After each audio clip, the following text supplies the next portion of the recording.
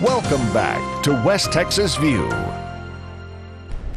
Welcome back to the West Texas View. I'm Johnny Lou Avery, and we have as our guest today Brian Whisenhunt, who is the new Executive Director of the Museum of the Southwest, and Jamie Alexander, who is a member of the Board of Trustees and chaired the search committee that brought Brian. And so both of them have a real good grounding in the history and the mission and scope of this museum, and that's what I want us to talk about now. Do either one of you want to just kind of summarize about the history of the museum? Brian, why don't you do that? Sure. I'm still learning about everything the museum's done over its almost 50 years and serving the Midland community, but it started with an idea in 1965 that a museum is important to the people of a community, and I believe the Junior League was very instrumental in founding and funding the institution and kind of setting it on its course. And so it opened in '66 in the Turner Mansion in over close to downtown, and it's continued to grow by adding the Children's Museum, the planetarium, expanding the mansion and remodeling it over the years. So we really have multiple aspects of a personality. You know, we have the science at the planetarium. We have some wonderful activities for family and children at the Children's Museum. We're also an historic home, and you can still see a lot of the wonderful original details that are part of the Turner Mansion as you go through. And your experience with artwork and all of the wonderful sculptures in the gardens and the art galleries, it's just a cornucopia of things to do and see.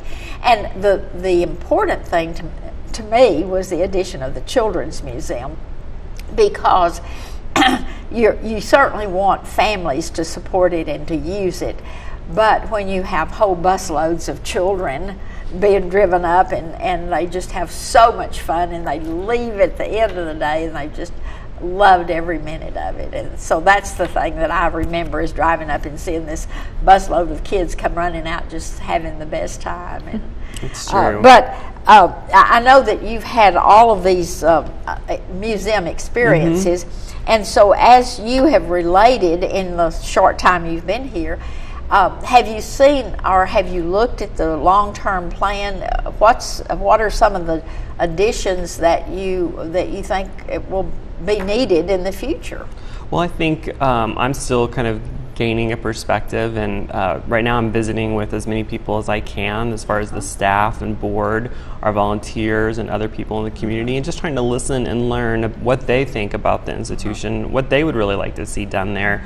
But I think one of the things that we will address probably sooner rather than later is perhaps an update to the Children's Museum. It's a great facility, but there's more that we can do with it, and I think we'll also be doing some refreshing of the mansion and the art building as well, so that it is the showplace that it was for the community, and a great setting for all of the wonderful art and objects we have in the collection. And the nice thing is you haven't destroyed the beginning, the integrity of the mansion. You've only repaired it, kept it in good shape, or returned it to its original form. I think that's always been the idea, and it's a part of our story. It's a part of the history of the museum, and many people come through and they're really interested in the idea that this was an historic home. And as I said, I'm from Tulsa, Oklahoma, and I grew up going to Philbrook, which was also an historic home in Tulsa before it became an art museum, and that's part of the experience. But the other part is the gardens, and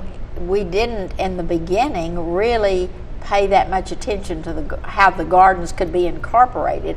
They were just kept up as lawn or landscaping, but now they're just part of the museum. And they are, and I had my first experience of an event at the Museum of the Southwest on Sunday for our lawn concert, and we had over 800 people there Sunday night out on the lawn.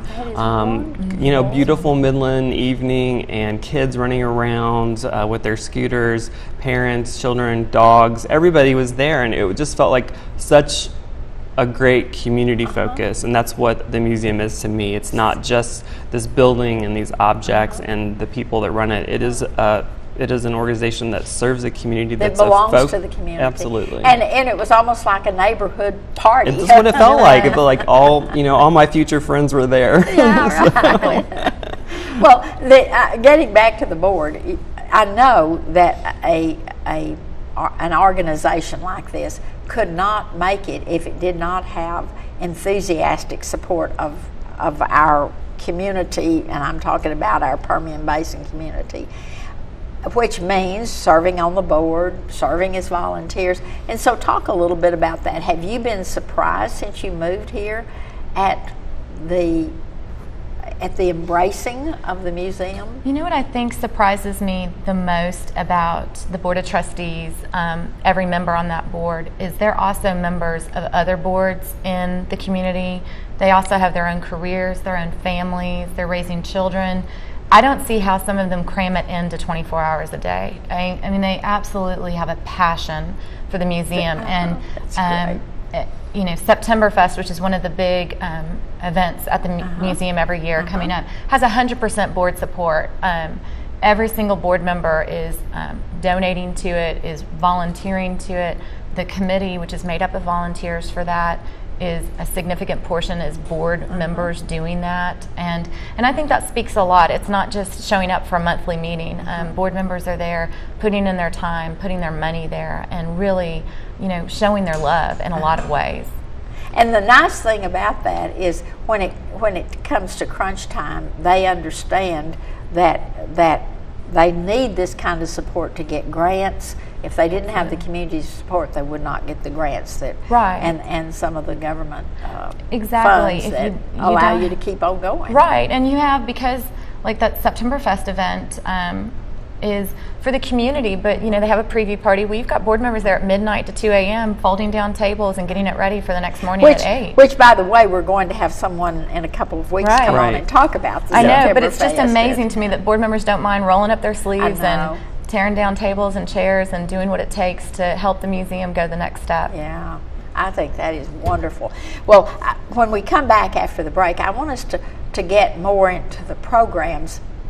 But do you have anything else you want to say about the mission and the scope of this before we take our break? Well, just to add to what Jamie said, to me that support from the board was very palpable when I came as a candidate, and that's one of the reasons I'm here. And the fact that you came from some very prestigious museums and museum experiences, and you came way out to West Texas, and which was home to you since you're familiar with Pecos, that this had to impress you as a really good step in the right direction for your career. Absolutely. I think it had the three things that are very important to me: great resources, fantastic collection opportunities, a great staff, and a very enthusiastic and supportive board. Perfect. I feel like with those three things, we can't fail. Yeah, that's right. Well, we're going to take, on that note, we're going to take a break. We'll be back in just a minute and finish this conversation. Now, stay tuned. West Texas View will be right back.